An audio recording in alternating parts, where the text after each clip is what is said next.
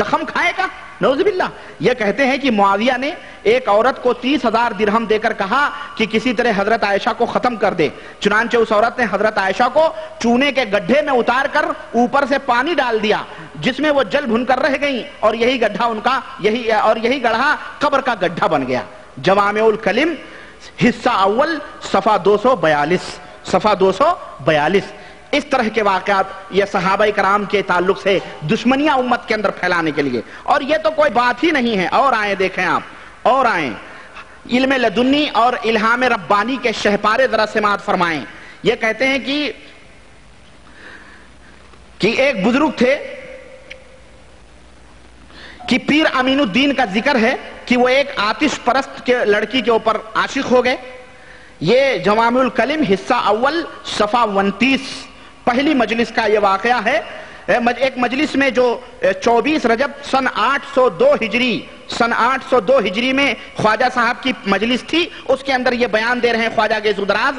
کہتے ہیں کہ پیر امین الدین ایک آتش پرست لڑکی پر عاشق ہو جاتے ہیں اور اس کے ساتھ کھیل میں ایک مدت گزار دیتے ہیں۔ پیر امین الدین ایک لڑکی کے اوپر عاشق ہو کر کے، اور وہ بھی کون سی لڑکی؟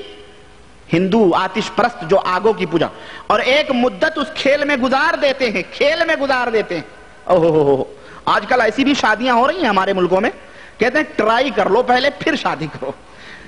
3 سال 4 سال لڑکے لڑکیاں ٹرائی کرتے ہیں، اور ماڈرن جو گھرانہ ہے، مسلمان بھی اس کینسر میں مبتلا ہو رہے ہیں، اس گھٹیائی میں۔ مسلمان گھرانے میں جو اپنے آپ کو ماڈرن اور ترقی یافتہ کہتے ہیں، وہ بھی کہتے ہیں جاؤ بیٹے کوئی بات نہیں، اپنا فلانے دوست کا بیٹا ہی تو ہے، جائیے گھوم آئیے، کوئی بات نہیں ٹہل آئیے۔ اب وہ جناب عالی پارک ہے تو سمندر ہے تو کشتیاں ہیں، تو ہر جگہ وہ گھومتے ہیں، لے کے ٹرائی کرتے ہیں۔ کیا ہو رہا ہے؟ سیٹلمنٹ ہو رہے ہیں، اس کو کیا کہتے ہیں؟ سیٹ ہو رہے ہیں۔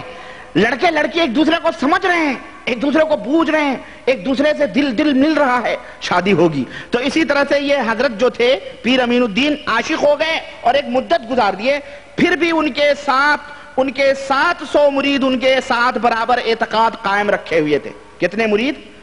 بڑے ڈھیٹ مرید رہے ہوں گے جو اس گھٹیا پیر کے پیچھے لگے ہوئے تھے، 700 تھے وہ۔ کہنا کیا چاہتے ہیں؟ کہنا یہ چاہتے ہیں کہ تمہارا پیر بھی یہی درس مل رہا ہے۔ سنو مسلمانوں، یہی درس تمہیں دیا جا رہا ہے کہ اگر تمہارا پیر بھی کسی غیر مسلم عورت کے پیچھے پڑ جائے تو بد اعتقاد نہ ہو، اس سے بدظن نہ ہو، بلکہ پیر امین الدین کے مریدوں کی طرح ثابت قدم رہ کے پیر کا دامن ہاتھ سے نہ جانے دو۔ یہی درس دیا جا رہا ہے۔ کہتے ہیں پھر نوبت یہ آئی کہ انہوں نے اسلام بھی چھوڑ دیا۔ پیر امین الدین اسلام چھوڑ کے کافر ہو گئے اور زنار باندھ لیا۔ زنار جانتے ہیں؟ جنیوں، جیسے برہمن لوگ باندھتے ہیں۔ اسی لیے میں کہتا ہوں صوفی اور برہمن میں چولی دامن کا ساتھ ہے۔ زنار انہوں نے باندھ لیا اور تاکہ اس لڑکی سے شادی ہو جائے۔ اب کسی نے خواب میں حضور اکرم کو دیکھا کہ حضور اکرم صلی اللہ علیہ وسلم دامن اٹھائے دوڑے ہوئے تشریف لا رہے ہیں۔ تو جنہوں نے خواب میں دیکھا انہوں نے کہا کہ آپ یہاں کس مقصد سے تشریف لا رہے ہیں؟ حضرت رسالت پناہ صلی اللہ علیہ وسلم نے فرمایا امین الدین کی دستگیری کے لیے آیا ہوں، امین الدین کی دستگیری کے لیے آیا ہوں۔ اب آپ سوچتے ہوں گے کہ ہو سکتا ہے پیر امین الدین صاحب جو تھے، امیر الدین جو تھے، ان کو بچانے کے لیے حضور آئے رہے ہوں گے کہ تو کافر کیوں ہو گیا، کیوں ایسا ہو گیا، کیوں ایک کافرہ لڑکی کے اوپر عاشق ہو گیا، اسے شادی کرنا چاہتا ہے۔ یہ مقصد نہیں تھا کہ ان کو کفر اور ارتداد سے بچانے کے لیے آئے تھے، بلکہ کہتے ہیں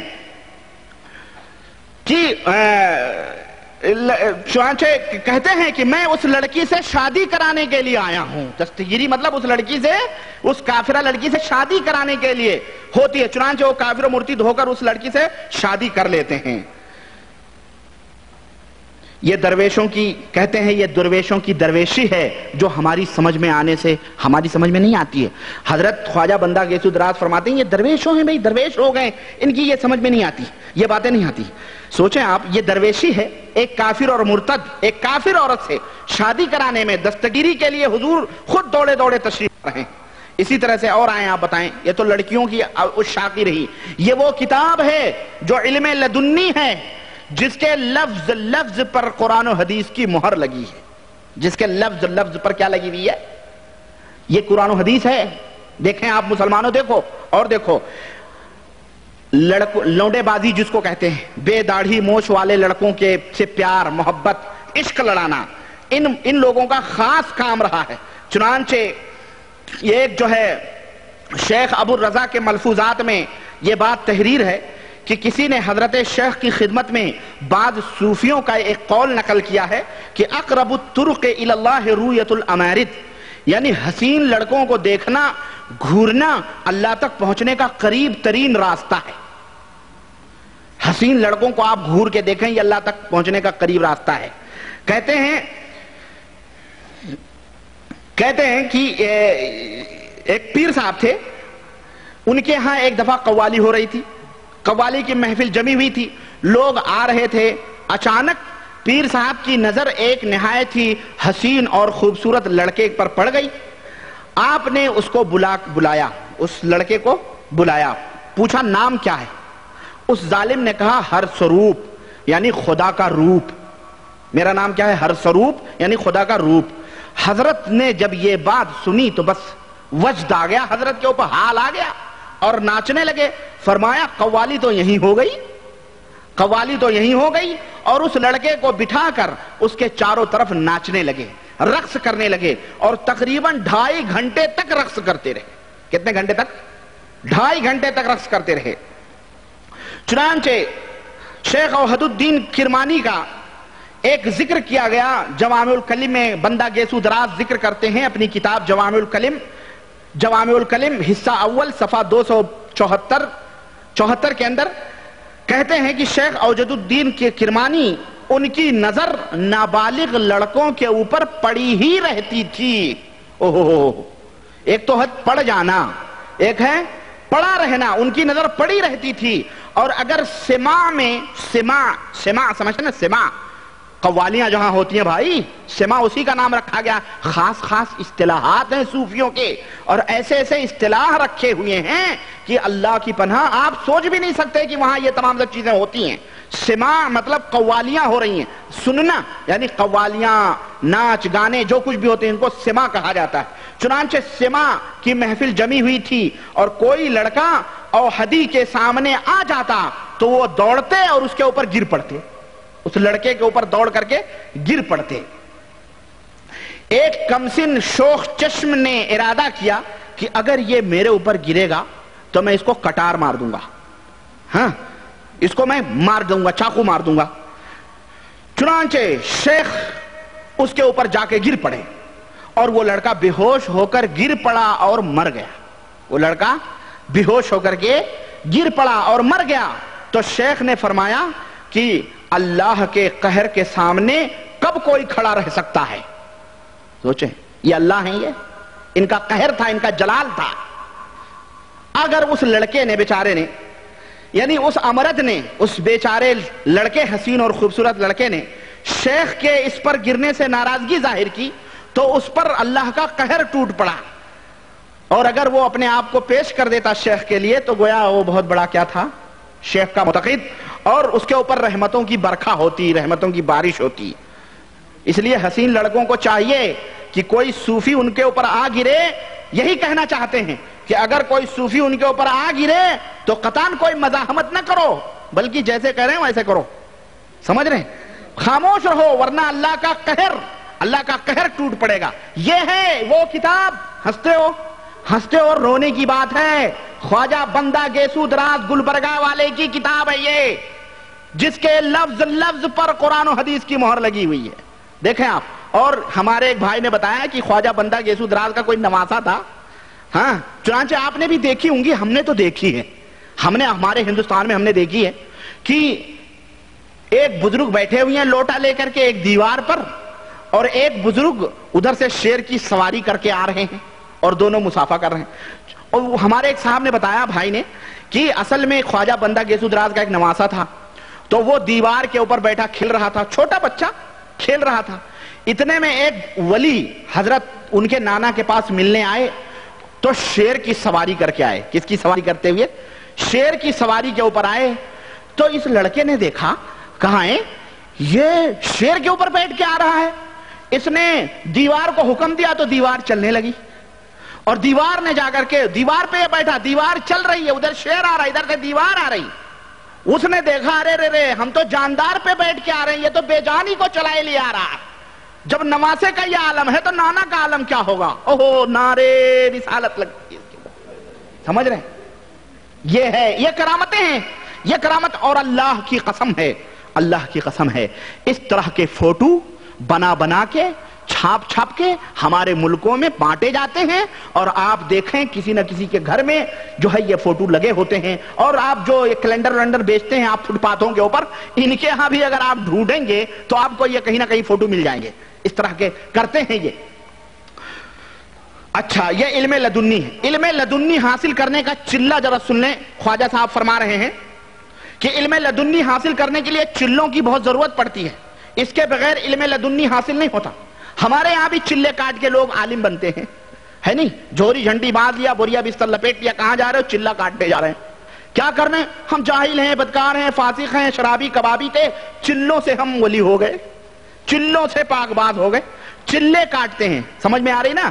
آپ لوگ تو ماشاءاللہ کافی سمجھدار ہیں، اشارہ کافی ہے۔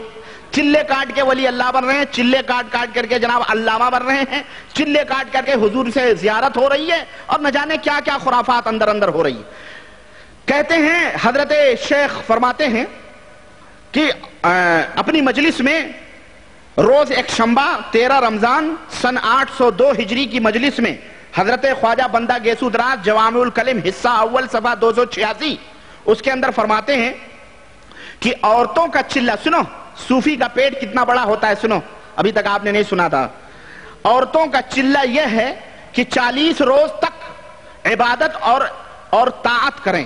عورتوں کا چلہ یہ ہے کہ 40 روز تک عبادت اور طاعت کریں، نہ کچھ کھائیں نہ کچھ پئیں، یہ عورتوں کا چلہ یعنی 40 روز تک۔ اور مردوں کا چلہ یہ ہے کہ ہر روز ایک بکری، ایک من روٹی اور اس کے تمام لوازمات اور ضروریات ماں مٹھائی کے اور حلوے کے کھائیں، یہ تمام سب روزانہ ایک بکری، ایک من روٹی اور ماں مٹھائی اور حلوے کے کھائیں، اور 40 روز کے بعد اسی وضو سے جس جگہ کھایا تھا باہر آ جائیں۔ نہیں سمجھ آئی؟ مطلب یہ ہے کہ صوفی کا جو میدہ ہوتا ہے نا وہ کوئی جہنم ہوتا ہے، جہنم، جہنم کی بھٹی ہوتی ہے۔ اتنا کچھ کھایا، اتنا کچھ پیا، آن کی آن میں سب بھسم ہو جاتا ہے۔ ہمارے ہاں پنڈت لوگ برہمن ہیں، جانتے ہوں گے آپ لوگ، وہ دعوتیں کھلائی جاتی ہیں۔ جب کوئی مر جاتا ہے تو ان برہمنوں کی خصوصی دعوت ہوتی ہے، تو وہ جناب عالی منوں کے من حساب سے پوڑیاں بنائی جاتی ہیں، سبزیاں بنائی جاتی ہیں، اور برہمن کو کھلایا جاتا ہے۔ اور برہمن جو ہے نا کہتے ہیں ایک ایک من اللہ کی قسم کھا لیتا ہے۔ ادھر پوڑیاں پکتی ہیں اور سبزیاں، اور جناب عالی کھاتا رہتا ہے اللہ کی قسم۔ اور سچ فرمایا اللہ کے رسول صلی اللہ علیہ وسلم نے، سنا کہ مومن ایک میدے سے کھاتا ہے لیکن کافر اور شیطان 7 میدوں سے کھاتے ہیں۔ یہ نشانی ہے، مومن اتنا ایک ایک من روٹی اور ایک ایک بکرے نہیں ہضم کرتا، ہاں دیکھیں گے۔ اور وہ بھی اتنا سب بھسم ہو جائے، 40 روز تک اس کا وضو بھی نہ ٹوٹے، اعوذ باللہ، اسی چلے سے باہر نکلے وہ۔ پھر ابھی شیخ اوحد کرمانی کا جن کا ذکر ہوا ہے ابھی، ان کے چلے کا ذکر اس طرح انہوں نے فرمایا کہ شیخ اوحدی کرمانی جو تھے خادم سے انہوں نے فرمایا کہ ہر روز افطار کے وقت 2 خوانچے کھانے کے جس میں 2 بکرے صاف کیے ہوئے تمام لوازمات کے ساتھ لایا کرو۔ اسی طرح ہر رات 2 خوانچے کھانے کے شیخ کھا لیتے، اور جس وضو سے چلے میں آئے تھے اسی وضو سے باہر بھی ہو جاتے، وضو نہیں ٹوٹتا ہے۔ 40 روز تک وضو، اتنا کھانے کے بعد بھی کون کھاتا ہے یہ سب؟ کیا صحابہ کرام، نبی کریم کی سیرت اور تاریخ میں ایسا کوئی واقعہ ملتا ہے؟ یہ تو شیطان ہی ہضم کرے گا۔ تو یہ صوفی نہیں، یہ شیطان ہیں۔ یہ کون ہیں؟ اولیاء الشیاطین ہیں، یہ شیطانوں کے دوست ہیں، اور ان کی کتابوں میں یہ ذکر ہیں۔ غرض یہ، یعنی صوفیوں کی یہ باتیں کہنے عقل میں بھی نہیں آ سکتی۔ معارف کے خزانے ہیں یہ، علم لدنی ہے، اس کے ایک ایک لفظ پر اس کو نہ بھولیں، اس کے ایک ایک لفظ پر کتاب و سنت کی مہر لگی ہوئی ہے، اور جس کا مطالعہ انسان کی روحانی اور اخلاقی ارتقاء کے لیے نہایت ہی کارآمد ہے۔ علم لدنی حاصل کر سکتے ہیں آپ۔ اور آئیں آپ، قبر پرستی کی تعلیم تو بہرحال یہ تو کہنے کی بات عام ہے، یہ میں نہیں بتا سکتا، یہ تو ہر ایک جانتا ہے، یہ تو ان کے ہاں قبر کی پوجا ہوتی ہے، یہ تو ہر ایک جانتا ہے۔ توہین رسالت صلی اللہ علیہ وسلم